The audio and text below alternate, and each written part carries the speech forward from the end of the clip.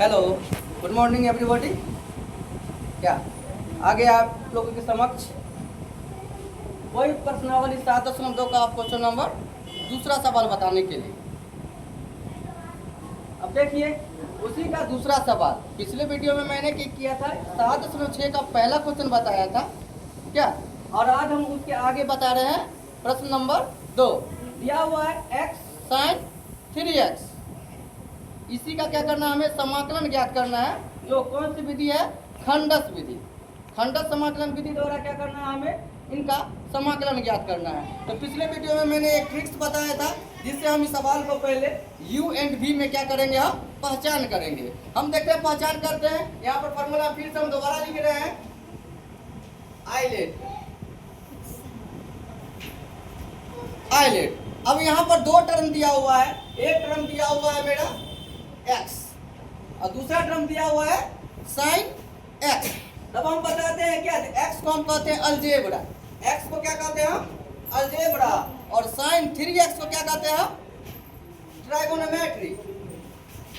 इसमें हमको देखने को क्या मिल रहा है, ये जो है अलजेब्रा है वो पहले आया और ट्राइगोनोमेट्री है वो बाद में आया। इसलिए इसको मान लेंगे हम u और इसको क्या मान लेंगे हम v। ये हम मान लेते हैं। Now integrate x sin x 3x dx। इसको मान लिए हम u और इसको मान लिए हम v। ये हो गया x वाले हो गया u एंड sin 3x वाला क्या हो गया v। इस फार्मूला को हम खंडस समाकलन वाला फार्मूला पर क्या करते हैं, तो हम सेट करते हैं। तो हम पाते हैं जो फार्मूला क्या होता है, तो integration u into v dx के लिए फार्मूला होता है जो हमने पिछले वीडियो में बताया और मैं इस वीडियो में भी बता दे रहा हूँ। होता है formula u integration v dx minus integration dy dx u integration v dx।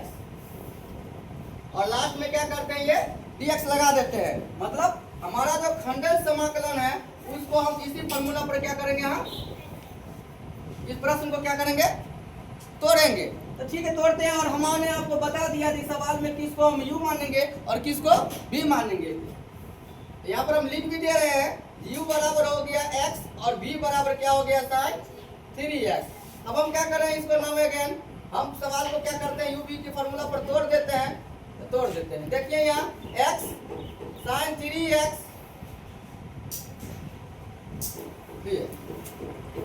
x का वैल्यू होता है, फार्मूला होता है पहले u माने हैं x को। हम क्या करते हैं, यहाँ लिख देते हैं x इंटीग्रेशन dx मतलब sin 3x and dx। Formula में यहाँ पे है माइनस, तो हम यहाँ पर दे देते हैं minus integration dy dx। u कहते हैं, u का वैल्यू यहाँ पर है x, यहाँ पर दे दिए हम x। फिर इंटीग्रेशन v का वैल्यू है sin 3x, तो यहाँ पर हम वैल्यू दे दिए sin 3x।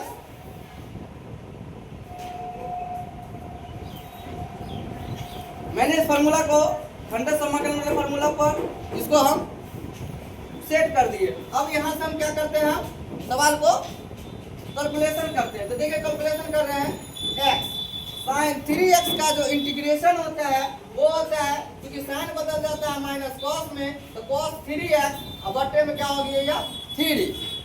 कहेगा सर ये 3 कैसे आ गया। तो पिछले वीडियो में मैंने बताया था जो इंटीग्रेशन के लिए sin 3x जितना थीटा होता है उतना ही उसका क्या होता है, बट्टा हो जाता है। जितना थीटा होगा, थीटा में अगर 3x है तो बट्टे में 3x होगा। थीटा में अगर ax है तो ax हो जाएगा। थीटा में अगर यहाँ पर अगर कहीं px है तो बट्टे में क्या हो जाएगा, तो p होगा। उसी तरह से यहाँ पर थीटा में क्या है, 3x है, इसलिए बट्टे में हमने क्या किया, तो 3x लिखा। अब यहाँ देखते हैं, अब ये dy dx का, तो ये हो गया आपका अवकलन। क्या हो गया, dy dx से क्या हो गया, अवकलन। और अवकलन में x का अवकलन होता है, x रहेगा तो उसको हम क्या कहते हैं, एक। कहने का मतलब क्या हो, यहाँ पर थोड़ा सा हम क्या करते हैं, बैक में आपको बता देते हैं dy dx x। अगर x रहेगा तो उसका एक वैल्यू कैसे होता है, इसको हम पूरा डिटेल में बता देते हैं। x के पावर अगर कुछ नहीं रहता है तो क्या रहता है, एक रहता है। और फॉर्मूला जानते हैं डिफरेंशिएशन का, डी एक्स के पावर एन के लिए फॉर्मूला होता है एन एक्स एन के पावर 1। यहाँ पावर कितना है 1, तो पीछे दे दिए 1, फिर होता है x n minus 1, 1 minus 1 1, x के पावर 0। अब किसी भी चर राशि का पावर अगर 0 हो तो उसका वैल्यू होता है 1। 1 को 1 से मल्टीप्लाई करेंगे तो क्या हो जाता है 1। इसीलिए हमने क्या दिया, तो D by D x x है तो एक्स का वैल्यू कितना हो गया 1। कैसे 1 आया तो हमने आपको किया तो संकेत में दिखा दिया। अब यहाँ लिखेंगे साइन 3x, अभी बताए थे कि साइन 3x को कैसे लाएं, उसी तरह से यहाँ भी हम इसको क्या करेंगे, हम लिख देंगे साइन बदल जाता है कॉस में, 3x है तो 3x और बट्टे में क्या हो गया 3dx। अब देखते हैं थोड़ा इसके बाद और कैलकुलेशन हम करते हैं। x क्या ये माइनस में है, इस माइनस को पहले हम लिख देते हैं क्योंकि सवाल क्या होता है अरेंज होना चाहिए। x cos 3x बाई क्या हो गया 3d। अब आगे हम कैलकुलेट करते हैं, माइनस अंदर में माइनस और बाहर में माइनस, तो माइनस और माइनस इंटू में क्या होता है प्लस होता है। तो यहाँ पर हमने क्या लिख दिया, तो प्लस लिख दिया। और कोई भी कांस्टेंट वैल्यू के रूप में अगर कोई k का वैल्यू आता है उसी चीज को हम क्या करते हैं, तो बाहर क्या करते हैं लिख देते हैं। कैसे लिख देते हैं, तो थोड़ा पर हम क्या करते हैं यहाँ पर समझा देते हैं। यदि इंटीग्रेशन में अगर कोई kx है dx है, इस k को हम क्या करते हैं तो बाहर निकाल देते हैं और तब क्या लिख देते हैं x dx लिख देते हैं। तो कहने का मतलब यहाँ से है कि यह भाग के फॉर्म में उसको हम क्या करेंगे बाहर निकाल दिए। इस तरह से k बाहर क्या किए तो निकाल दिए, उसी तरह से क्या किए थे 3 को भी क्या बाहर क्या करेंगे हम निकाल देंगे। तो देखिए निकाल दे रहे हैं, क्या है 3 है 1/3, तो 1/3 क्या हो गया तो पीछे आ गया और आ गया cos 3x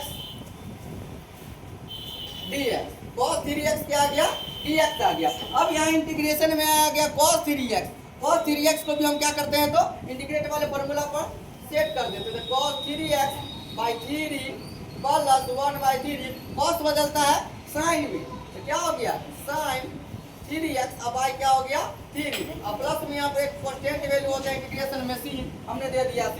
इस सवाल को हम क्या करते हैं अरेंज कर देते हैं। क्यों पहले होता है धनात्मक राशि, बाद में होता है ऋणात्मक राशि।